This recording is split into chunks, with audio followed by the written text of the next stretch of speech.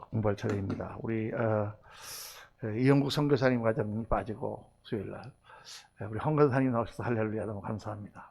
이게 천군만마를 얻은 것 같습니다. 이렇게 한 분씩 나오시니까 얼마나 감사한지.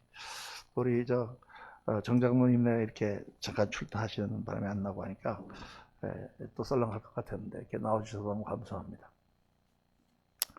오늘 우리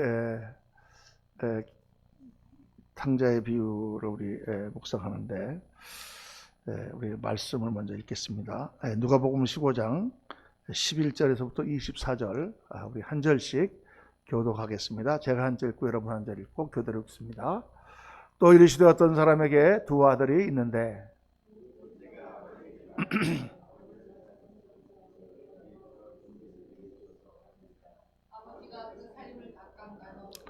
그 며칠이 안 되어 둘째 아들이 재물을 다 모아가지고 먼 나라에 가 거기서 허랑방탕하여 그 재산을 낭비하더니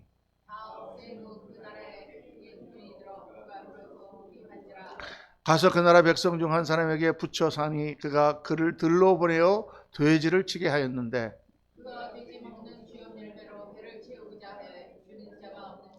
이에 스스로 돌이켜 이르되 내 아버지에게는 양식이 풍족한 품꾼이 얼마나 많은가 나는 여기서 줄여 죽는구나.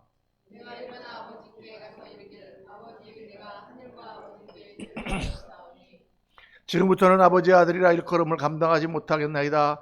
나를 품꾼의 하나로 보소서 하리라 하고 이에 일어나서 아버지께로 돌아가니라. 아직도 거리가 먼데 아버지가 그를 보고 친히 여겨 달려가 목을 안고 입을 만지니 아들이 이르되 아버지 내가 하늘과 아버지께 죄를 지었사오니 지금부터는 아버지의 아들이라 일컬음을 감당하지 못하겠나이다 하나 아버지는 제일 죽은 옷을 내어다가 입히고 손에 가락지를 끼우고 발에 신을 신으라.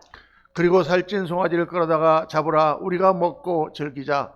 이 내 아들은 죽었다가 다시 살아났으며 내가 잃었다가 다시 얻었노라 하니 그들이 즐거워하더라. 아멘 아멘 아멘 아멘. 우리 탕자의 비유는 굳이 설명하지 않아도 우리 너무나 많이 잘 알고 있고 또 유명한 그러한 비유입니다. 두 아들이 있었는데 큰아들은 아버지께 잘 옆에서 보필하며 그렇게 있었는데 둘째 아들이 아버지 내 분깃을 나에게 주소서, 나에게 돌아올 나의 몫을 나에게 주소서. 이 말은 아버지가 돌아가시면 유산을 남겨줄 텐데 그 유산을 미리 달라 그런 말과 똑같습니다. 그렇게 해서 아버지에게 자기의 몫을 받아가지고 멀리 해외로 나갔는지 어디로 나갔는지 모르겠는데 하여간 멀리 가서 금방 허랑방탕하여 그 재물을 다 쓰고 올 데 갈 데가 없어가지고 그 이방 땅에서 그 남의 집에 가서 붙어 살려고 하니까 그 사람이 둘로 보내서 들에서 돼지 치는 그 옆에 돼지를 치게 하니까 돼지들이 먹는 그 쥐엄남의 열매로도 배를 채울 수가 없었더라. 거기서 어느 날 우리 아버지 집에는 먹을 것이 많은데 풍족한데 내가 돌아가서 염치가 없지만 나를 아들로 보지 말고 품꾼의 하나로 그냥 써달라고 그렇게 아버지한테 사정하면 먹을 거라도 있지 않겠나 하고 아들이 일어나서 돌아왔다. 아버지가 뛰어나가서 그 아들을 안고 잔치를 베풀었다. 그런 얘기죠. 이 성경에 두 아들의 비유가 많이 나옵니다. 두 아들이 있는데 하나들은 밭에 가서 일을 하라 했더니 예 그러겠습니다 하고는 가지 않고 또 하나들은 가서 일하라 했더니 싫어요 그러더니 가다가 생각해보니까 아버지 말씀인데 가서 내가 일을 해야지 하고 순종했다. 어느 아들이 아버지께 순종한 아들이겠느냐 이런 말씀. 두 아들이 있는데 하나들은 이렇게 하고 하나들은 이렇게 하고 가인과 아벨이 있는데 가인은 하나님께 다 둘이 제사를 드렸으나 가인의 제사는 받지 않냐고 아벨의 제사는 받으셨다. 두 아들의 이야기가 많이 나옵니다. 왜 이 두 아들의 이야기가 많이 나오느냐? 인생이 두 종류이기 때문입니다. 인생이 두 종류이기 때문에 하나님을 믿는 사람이 있고 하나님을 믿지 않는 사람이 있어요. 하나님 안에 있는 인생이 있고 하나님을 떠난 인생이 있어요. 하나님의 말씀을 듣고 순종하려고 하는 인생이 있고 하나님의 말씀을 들어도 불순종하려고 하는 인생이 있어요. 그래서 성경에 둘로 구분된다 그 말이에요. 예수님의 십자가에 있을 때 두 강도가 달려 있었어요. 한 강도는 예수님을 보면서 조롱하며 네가 구원자거든 너 스스로를 구원해봐라 하고 비웃고, 또 한 사람은 그딴 소리 하지 마라. 이분이 한 짓을 보면, 한 일을 보면 네가 그런 말 할 수 있겠느냐. 주여 당신이 천국에 갈 때 나를 기억하소서. 주님께서 한 강도를 내가 오늘 나와 함께 낙원에 있으리라 구원하시죠. 이 두 사람이 항상 있습니다. 둘이 있어요. 둘이 갈리는 거예요. 백두산에 물이 딱 떨어지면 그 물이 다 떨어지는데, 딱 떨어질 때 어디로 딱 떨어지는데 곧 딱 선이 있습니다. 그 선, 그 선을 분기점이라. 분기점. 시작이 달라지는 점입니다. 거기서 이쪽으로 딱 떨어진 물은 아무로강으로 흐르고, 이쪽으로 떨어진 물은 두만강으로 간다는 거예요. 영영 멀어지는 거죠. 우리가 인생을 살면서 딱 어떤 순간이 있어요. 그 순간 내가 예수님을 믿느냐 안 믿느냐, 거기서 그 사람의 운명이 갈리는 것입니다. 어떤 순간 내가 주님 앞에 순종하느냐 안 하느냐, 거기서 그 사람을 하나님 종으로 쓰시는지 안 쓰시는지, 그 분기점이 갈리는 거죠. 그러니까 이게 굉장히 중요한 것입니다. 때로는 우리가 하나님 앞에 순종하지 못해도 다른 아들처럼 마음을 돌이켜서 돌아오는 사람이 있고, 때로는 강팍한 마음을 갖고 그냥 가는 사람이 있고, 갈리는 거예요, 인생이. 그래서 이렇게 갈리는데 하나님의 뜻은 뭐냐? 하나님의 뜻은 모든 사람이 돌아오는 것입니다. 하나님을 떠난 모든 인생이 다 돌아오는 거예요. 그러니까 이게 장로교의, 제가 장로 비판하는 건 아닙니다만은, 칼빈주의의 그 신학 중에 잘못된 신학이 하나 있어요. 그건 뭐냐면, 칼빈주의 5대 강령이라고 하는 게 있는데, 그게 뭐냐면, 하나님이 모든 것을 예정하셨다. 모든 것은 하나님이 다 선택하셨다. 인간은 완전히 타락해서 하나님 앞에 돌아갈 수가 없다. 그런데 하나님이 은혜를 베풀어 주셔서 우리 인간을 구원하신다. 여기까지 다 아멘이죠. 우리는 인간은 다 죄악에 빠졌기 때문에 우리 스스로의 힘으로는 하나님께 돌아가기가 불가능해. 우리는 그렇게 돼 있어요. 하나님이 은혜를 베풀어 주셔야만 돼. 그런데 그 은혜를 하나님이 누구에게 베풀어 주느냐? 무조건적으로 하나님께서 우리에게 은혜를 베풀어 주신다는 거예요. 그래서 unconditional grace, unconditional election. 하나님이 우리를 택하셨는데 우리를 irresistible, 저항할 수 없는 은혜를 베풀어 주신다. 그런데 문제가 뭐냐? 그거를 다 하나님이 예정하셨기 때문에 미리 하나님께서는 천국 갈 자와 구원 받을 자를 다 정해놓으셨다. 이렇게 생각하는 거예요.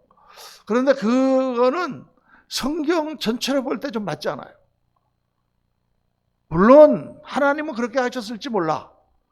근데 그 하나님이 모든 것을 다 예정해 놓으셨다는 생각을, 하나님이 구원받을 자와 구원받지 못할 자를 다 예정해 놓으셨다, 이렇게 생각하면 정말 우리를 헷갈리게 만듭니다.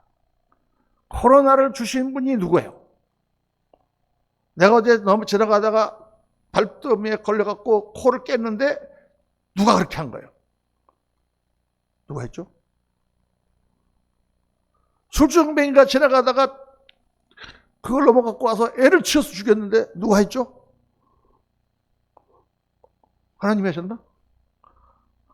그 다 예정되어 있는 거기 때문에 하나님이 하신 건가? 이렇게 생각할 수밖에 없게 된다는 말이에요. 그러니까 그게 논리의 큰 벽에 부닥치는 것입니다. 성경적인 답을 제가 딱 설명을 해드리겠는데, 하나님의 예정은요, 우리가 알 수 있는 차원의 것이 아니야, 그거는요. 성경이 하나님이 예정하셨다는 것은 내가 지금 구원받고 내가 하나님의 은혜로 살아가는 이 자체를 네 힘으로 했다고 생각하지 마라.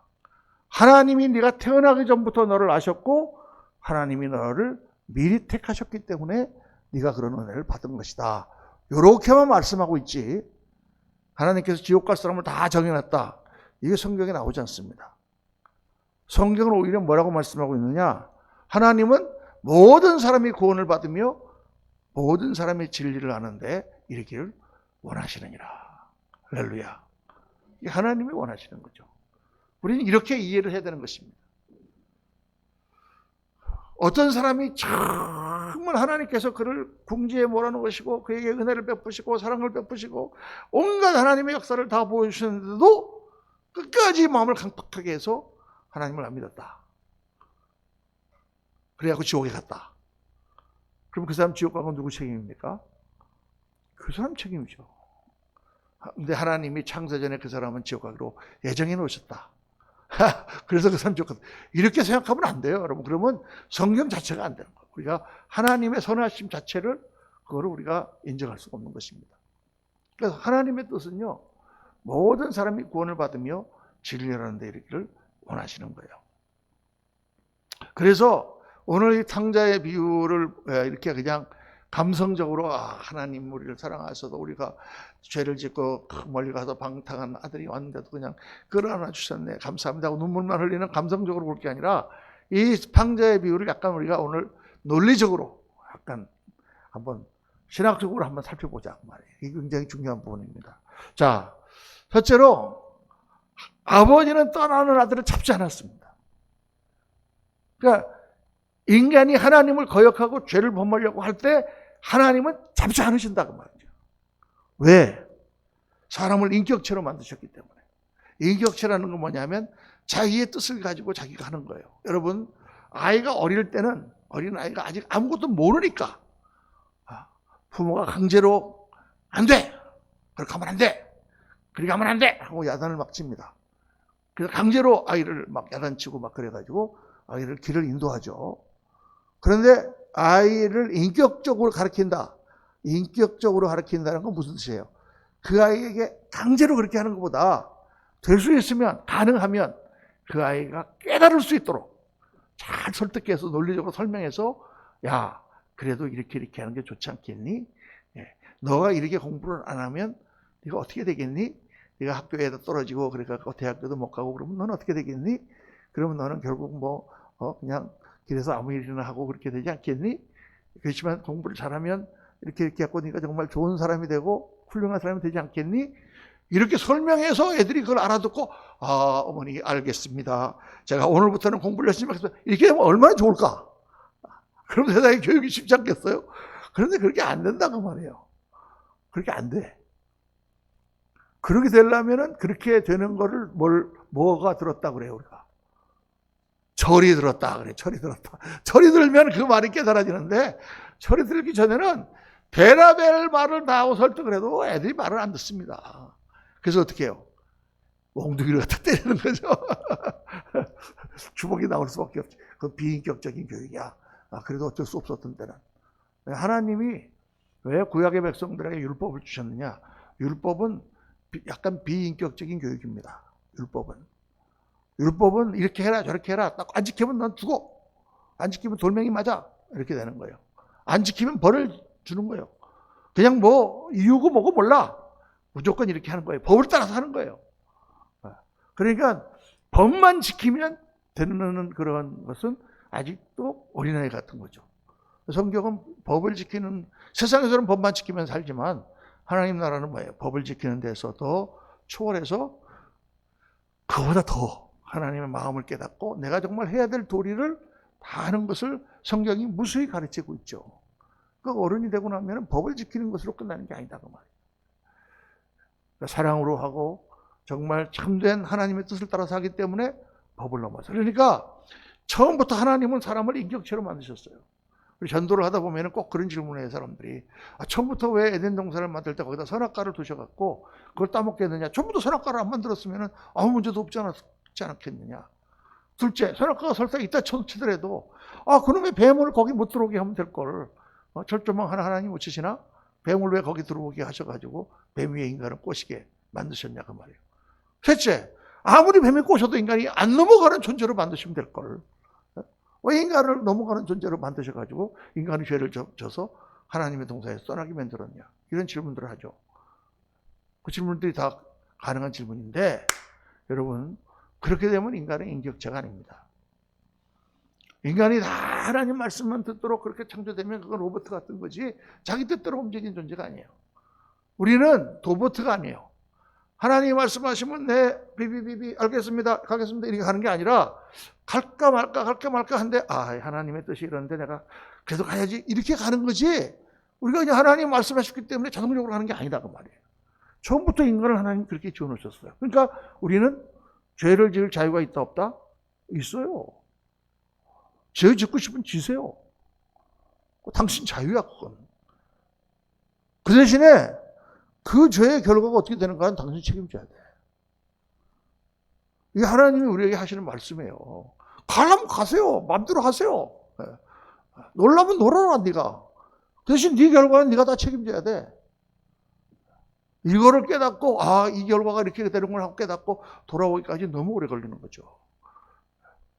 그러니까 이게 영의 눈이 열리고 하나님의 은혜를 받지 않으면 이게 안 되는 거예요. 그러니까 강제로 하나님은 움직이지 않아요.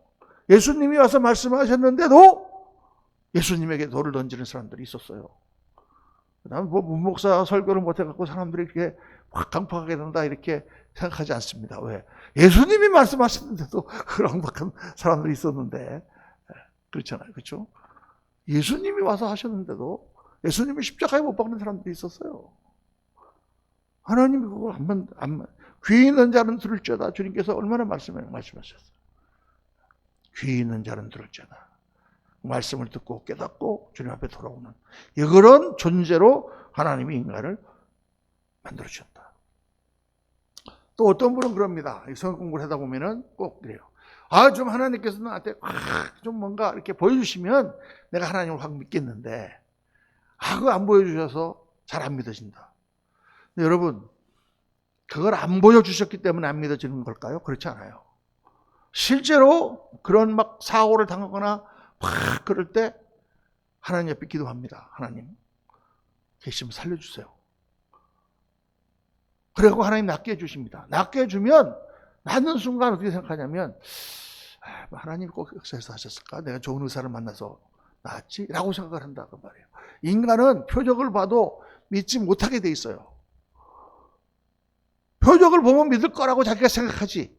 그러나 막상 표적을 보여주면 제가 뭘 그렇더라니까요. 제가 예수님 앞에 처음 기도를 한 게 미국 가서 정말 너무 어려운 궁시에 몰리니까 하나님 정말 한번 이런 기도를 나한테 한번 장학금을 한번 저한테 줘보세요. 근데 하나님 믿겠습니다. 그렇게 내가 속으로 기도를 했는데 막상 장학금이 떨어졌는데 안 믿어지더라니까요. 이게 우연이지. 이게 꼭 하나님이 있어갖고 이렇게 됐다고 볼 수가 있나? 그러니까 부자와 나사로의 비유에서 그 부자가 음부에서 씨름하다가 아브라함에게 내가 고통당하니까 정말 내 형제들이 하나님을 믿지 않고 그렇게 악하게 사는 걸 생각하니까 너무 가슴이 아프다. 나를 좀 다시 한번 잠깐만이라도 살아나게 해서 가서 그들에게 천국과 지옥이 있는 것을 알려주고 좀 그들에게 전도를 하게 해달라고 그러니까 아브라함이 뭐라 그래요? 하나님 보내신 선지자와 그런 계시의 말씀을 믿지 않는 자들은 죽었다가 사람이 깨나도 믿지 않는다 그 말이에요. 실제로 죽었다가 사람이 깨나서 얘기를 하는데도 안 믿더라고요. 그러니까 사람이 인격체라는 건 자기 뜻을 따라 선택하는 존재잖아요. 하나님이 표적을 보여주셔도 쉽게 믿지 않습니다. 악하고 음란한 세대가 표적을 구한다고 주님 말씀하셨어요. 그래서 어떻게 되냐? 마음이 열려야 돼, 하나님 앞에. 그러니까 우리를 궁지에 몰아넣으시잖아요, 하나님께서. 그게 우리에게 마음을 열으라는 표시예요. 마음을 열고 하나님을 받아들이고 하나님 정말 내가 주님 앞에 굴복합니다 하고 무릎을 꿇을 때 영의 눈이 열리면서 성령이 들어오시고 우리가 하나님의 살아계심을 깨닫게 되는 거예요. 알게 되는 거예요. 이건 정말 신비한 일이에요. 저에게 일어났던 여러 가지 지금으로부터 37년 전에 일어났던 일 생각하면 정말 신비하고 놀라운 일이에요. 하나님이 그때서야 보이는 거예요. 그렇죠? 그래서 이게 이제 그러면 많은 사람들이 또 그런 질문을 합니다. 그럼 하나님이 지옥은 왜 만들어 놓으셨느냐? 제가 성경을 가만히 살펴보니까 원래 지옥이 인간을 보내려고 만드신 게 아니야. 제가 생각해보니까 이 마귀의 기원이 뭐예요? 천사의 타락이에요. 천사장의 타락이에요. 그가 교만하여져서 마귀를 에스겔서 26장에 나오는 말씀에 비추어 가지고 그거는 마귀의 근원이라고 우리가 한번 생각을 해본다면 그런 말씀 비슷하게 나오잖아요. 두로 왕에 대하여 얘기하면서 너는 원래 에덴에 있을 때 완전한 도정이었다. 하나님의 권세를 가진 완전한 그러한 아름다운 존재였음을 말씀하고 있어요. 하나님을 찬양하는 그러한 천사였음을 말씀했는데 네가 하나님의 말씀을 어기고 하나님을 거역하여 바닥에 떨어졌다고 말씀하고 있거든요.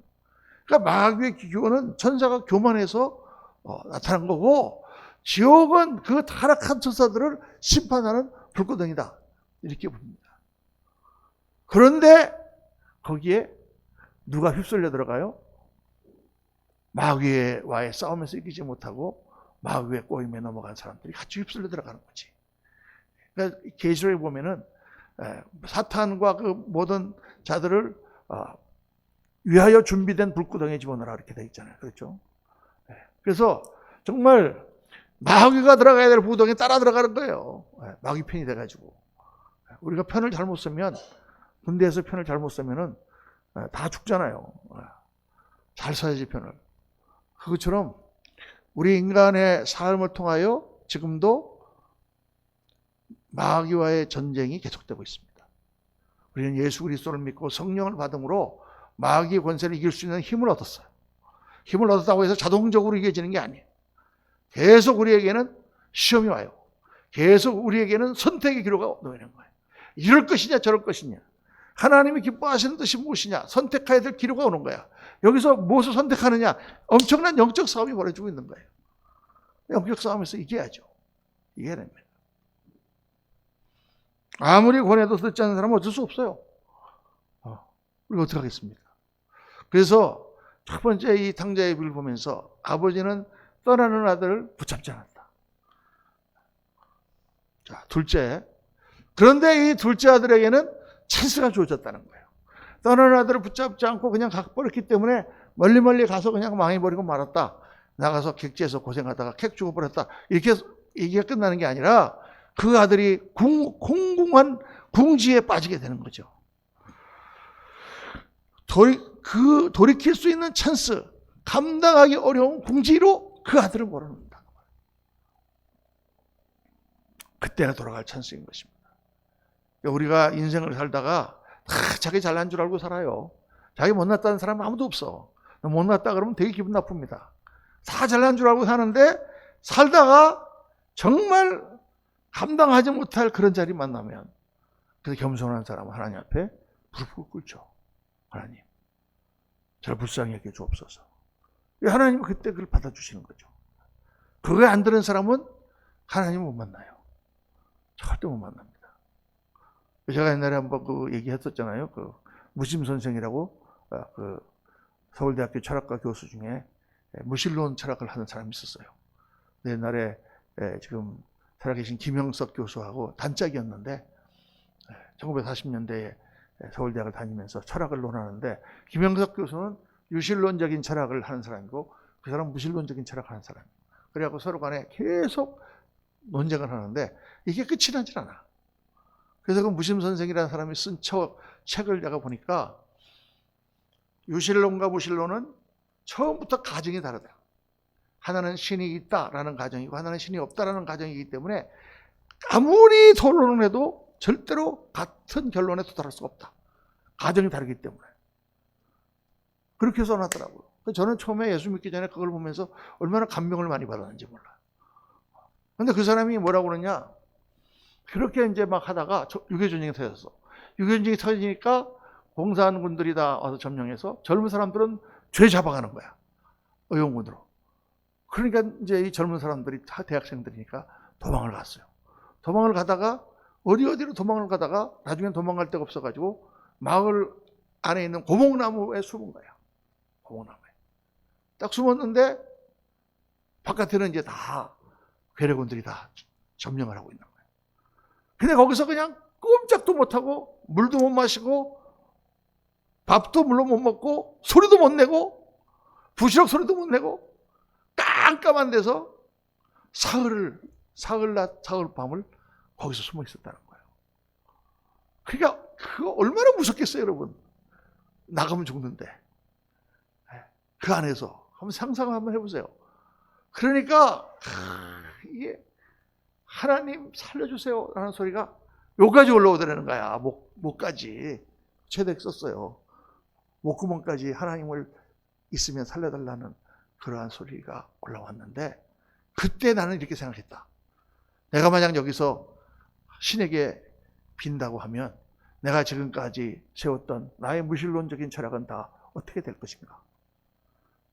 그래서 꼭 참고 안 불렀다는 거야, 하나님을. 그랬더니 그 다음날 국군이 수복하는 바람에 나가서 살았대요. 자랑스럽게 써놨더라고, 하나님을 안 믿은 것을.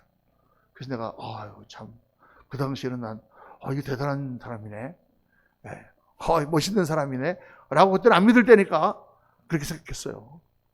근데 예수님을 믿고 나서 제가 그 분을 생각해 보면 세상에 그렇게 어리석은 사람이 없는 거예요. 83세인가 돌아가셨어요. 80 몇 세에 돌아가셨어요. 김영석 교수님 아직도 100 몇 세가 지금 되도록 살고 계시지만, 초롱초롱하게 살고 계시지만 그분 돌아가셨는데, 그때가 하나님이 그 사람을 불렀던 찬스인데, 요나가 고래 뱃속에 들어가서 3일을 있으면서 그가 하나님 앞에 부르셨잖아요, 자기 불순종한 거를. 그때가 요나에겐 돌아올 찬스잖아요. 그러니까 요나가 회개하니까 물고기가 그를 토해내고 하나님 다시 그를 쓰시잖아요. 하나님은 우리를 반드시 부르십니다. 그 부르주는 자리는 주로 우리가 우리 힘으로 해결할 수 없는, 감당하기 어려운 그런 궁지에 몰려 있을 때예요. 그때가 하나님이 우리를 부르시는 찬스다. 그런데 하나님께 돌아가는 것을 방해하는 장애물이 있어. 그게 뭐냐? 자존심, 수치감, 불안, 의심. 지금 이 탕자가 지금 가지고 있는 게 그거예요. 야, 내가 아버지한테 큰 소리 빵빵 쳐놓고 내가 나왔는데 지금 가서 돌아가면 내가 무슨 면목으로 아버지를 볼 것인가? 얼마나 창피할 것인가? 성공해서 돌아가는 것도 아니고 이게 다 잃어버리고 거짓골이 돼가지고 과연 아버지가 나를 받아줄까? 아버지한테 가서 내가 아들이라고 그냥 품꾼의 하나로 써달라고 그럴까? 의심이 들고, 하나님이 과연 나를 받아주실까? 하나님이 정말 계실까? 이런 것들이 그 모든 하나님께로 들어가는 길을 막는 거예요. 영적 싸움이라는 것이 이게 굉장히 중요한 것인데, 영적 싸움의 승패는 어디서 나타나느냐? 결단에서 나타납니다. 의지예요, 의지. 우리의 의지가, 자꾸 우리가 교회에서 이런 말 하잖아요. 너의 뜻을 죽이고 하나님의 뜻을 순종해라. 너의 의지를 죽이고 하나님의 의지를 순종해라. 이렇게 자꾸 우리가 배운단 말이에요. 그거는 하나님 뜻과 거스르는 내 의지를 내가 막 붙들고 하나님의 말씀을 이걸 하지 말라는 뜻이지, 하나님은 인간을 의지를 가진 존재로 만들었어요. 의지의 선택이 중요한 거예요. 아브라함을 하나님께서 이삭을 바치라고 할 때 그냥 아브라함이 막 충동적으로 바치지 않았다 그랬죠. 사흘 길을 갔다고 말이에요. 하면서 생각하는 거예요. 이걸 어떻게 해야 될 것인가? 그때 의지를 발동해서 하나님이 이 아들을 나에게 주셨으니 하나님이 이 아들을 살리시는 것도 하실 것이다 라고 결단하고 보이지 않는 거기를 향하여 발걸음을 내딛는 거죠. 이 결단이 중요해요. 그래서 영적 전쟁의 승리는요, 결단이에요. 자기 사랑, 인간이 가지고 있는 자기의 의와 자기 사랑이 있어요. 내가 창피하다, 내가 자존심이 상한다, 내가 이렇게 나 중심으로 생각했던 걸 버리고 하나님 말씀을 따라서 결단하는 거예요. 그 결단이 이 아들을 회복시키는 결정적인 순간이죠. 이게 중요합니다. 이 탕자의 비유에서 나는 두 가지가 참 마음에 와닿는데, 하나는 이 결단이에요. 이 아이들이 이러잖아요. 내가 일어나서 아버지께로 돌아가니라. 결정적인 장면이에요. 돌아가자! 일어나는 거예요. 우리가 신앙생활 하다가 여러 가지 이제 일들을 우리가 만납니다. 그 사람이 막 꼴보기 싫어 죽겠는데, 저걸 어떡하지, 그냥. 저 얼굴을, 저 화상을 보려니까 교회 나가기도 싫고, 막 그런 때도 있잖아요. 막 저거 보고 막 소리도 지피고. 그때 하나님 앞에 막 기도하는데 하나님은, 야, 그래, 네가 용서해라. 네가 그래도 마음을 넓게 가져라. 자꾸 말씀하신단 말이에요. 근데 안 되잖아요. 근데 그러고 싶어도 안 돼요, 하나님. 제가 그렇게 하고 싶은데, 원수 사랑하라고 하신 말씀 뜻은 잘 알겠는데, 안 돼요. 저는 못하겠어요. 자꾸 그러잖아. 그죠? 그런데 어느 순간 내가 중요하냐? 자존심이 중요하냐? 하나님이 나에게 허락하시는데 내가 결단하자. 사랑하자. 용서하자. 하는 순간 하나님께서 성령의 감동으로 팍 주셔가지고요. 그렇게 돼요. 제가 굉장히 중요한 거예요, 여러분에게. 이 마음 먹는 게. 이거는 오늘 굉장히 중요한 거 여러분들에게 말씀드리는 거예요. 뉴욕에서 이제 목회를 할 때 우리 동역자가 있었어요. 친한 동역자가. 근데 이제 뭐 우리 교회 나온 것보다 신학교를 맡게 했어요. 그 사람이 가는 길을 내가 다 열어줬어요. 그런데 마지막 때가 딱 지금 가장 교회는 교회대로 굉장히 어렵고 힘든데 신학교가 우리 교회에 와서 이렇게 하게 됐다고 말해요. 얼마나 감사해요.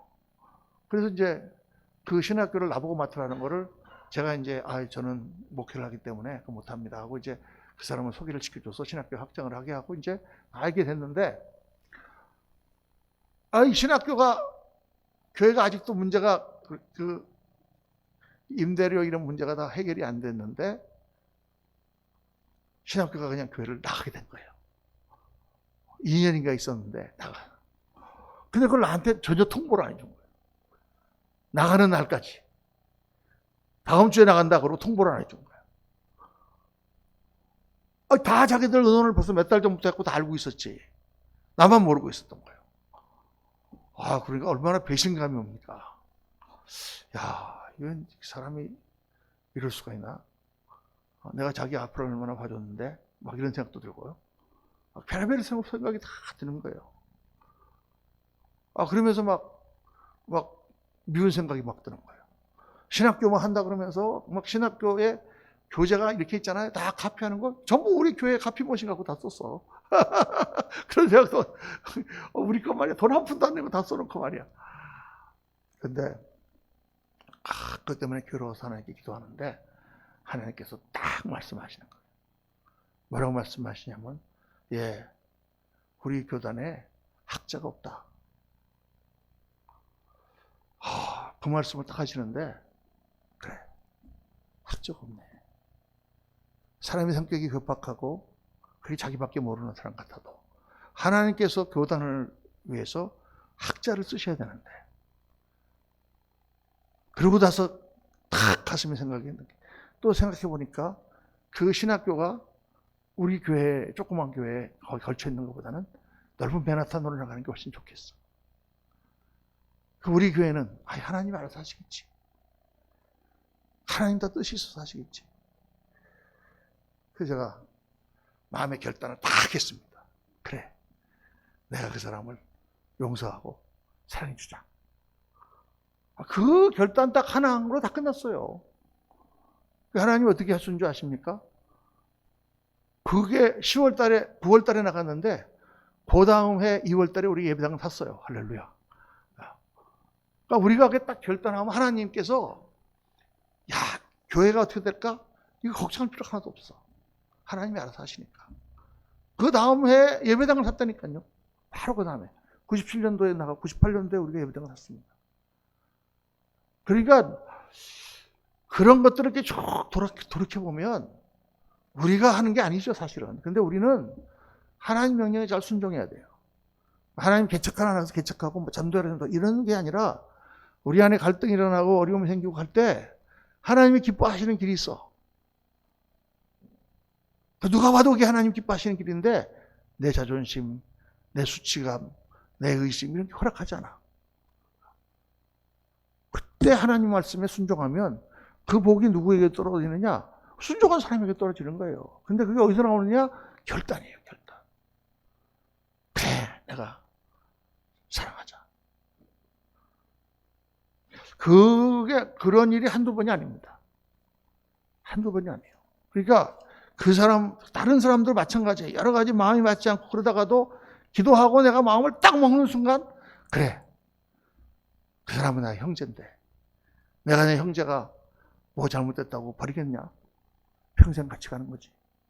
평생 같이 가는 결단으로 그 사람하고 나하고 관계는 끝났어. 그러니까 계속 지금까지 몇십 년이 지나도 서로 끈끈한 관계가 유지되고 사랑의 관계가 유지되는 거죠. 사람이 살다 보면 얼마나 일들이 많습니까? 그래서 여러분 신앙생활 할 때 기도를 뭘 하세요? 뭘 기도하는 거예요? 내 생각을 justify 하기 위해서, 내 생각이 맞다라는 것을 증명하기 위해 기도를 합니까? 그렇지 않잖아요. 마음을 열고 하나님이 하시는 말씀을 들으시면 그 말씀이 가슴에 닿을 때 순종하세요. 그러면 여러분이 복받는 거예요. 원수를 사랑하라는 말이 원수를 위해서 하신 말이냐? 주님 말씀하셨죠. 원수를 위해 하신 말씀이 아니에요. 원수를 사랑하라고 한 그 나를 위해서 하신 말씀이지. 참 성령의 깨달음이 있으시기를 주의 이름으로 축원합니다. 셋째로 아버지는 아들을 기다리고 있었다는 거예요. 기다리고 있습니다. 자, 이 장면이 무슨 장면이에요? 저 아들이 저기서 거지가 돼서 왔습니다. 그런데 아직도 거리가 먼데, 거리가 아주 상가가 먼데, 저기 지금 이제 유목민이니까 뭐 집을 지었든지 텐트를 쳤든지 해놨을 거 아니에요. 그런데 지금 저녁 때 저기서 누가 오는 거예요. 그걸 딱 보는 순간 아버지가 알아본 거죠. 그러니까 어떻게 아버지가 알아봤을까? 어떻게 알아봤을까? 왜 아버지는 거기 서 있었을까? 그 시간에. 이걸 이 말씀을 계속 묵상을 해보면 우리가 그림을 그릴 수가 있어요. 그 아버지는 저녁 때마다 거기 나와서 아들이 돌아올까 보고 있었던 거예요. 오늘도 누가 여기를 걸어 올라오는 사람이 없나? 올라오면 저게 혹시 내 아들인가?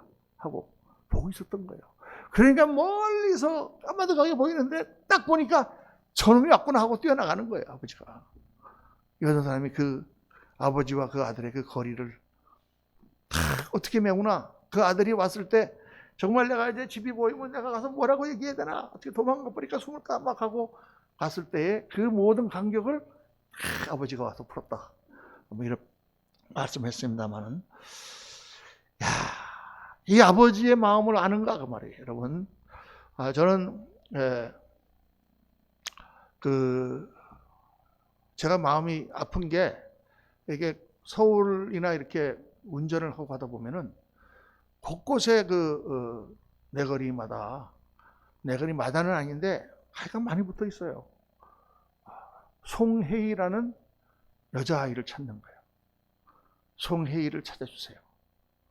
근데 그 아이가 중학교 때 잃어버렸어요. 아이를. 지금 23년이 지났어요. 중학교 때 잃어버린 아이를 지금 23년이 지났는데 지금 어떻게 변해 있을까?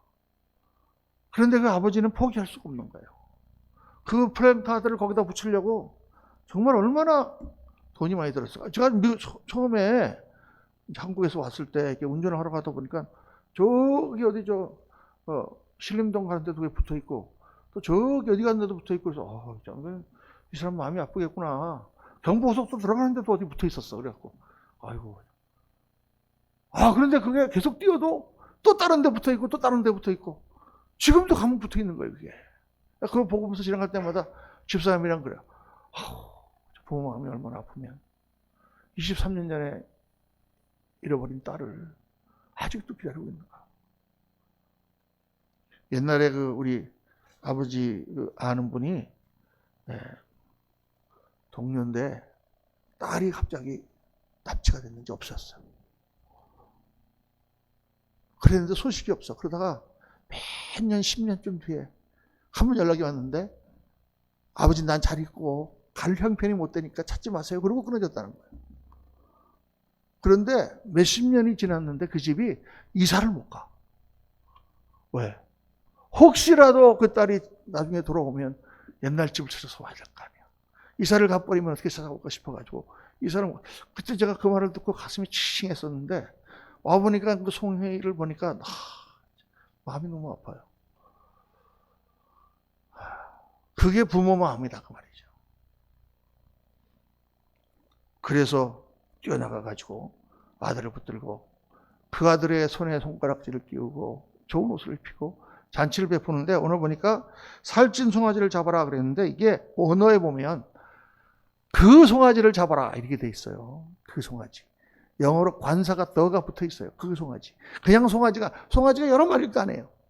근데 송아지 한 마리 살찐 것 잡아라 이게 아니고 그 송아지, 즉 무슨 말을 하느냐, 아들이 돌아오면 잡아먹으려고 잔치하려고 준비해 놓은 송아지가 있다고 말해요.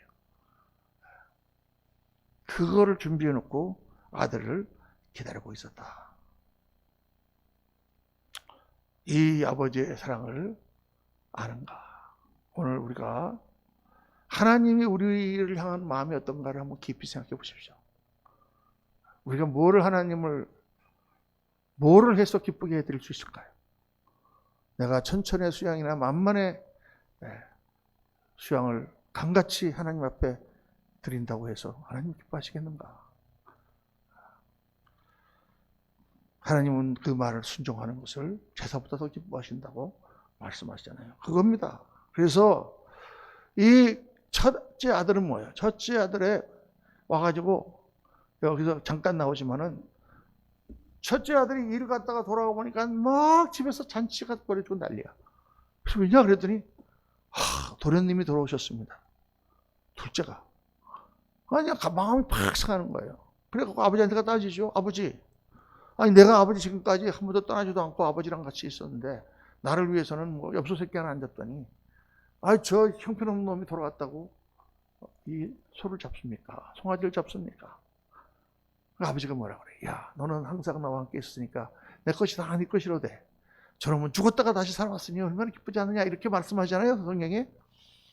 첫째 아들은 뭐가 문제냐? 아버지 마음을 모른다는 거예요. 하나님이 뭐를 기뻐하시는지를 모른다는 거예요.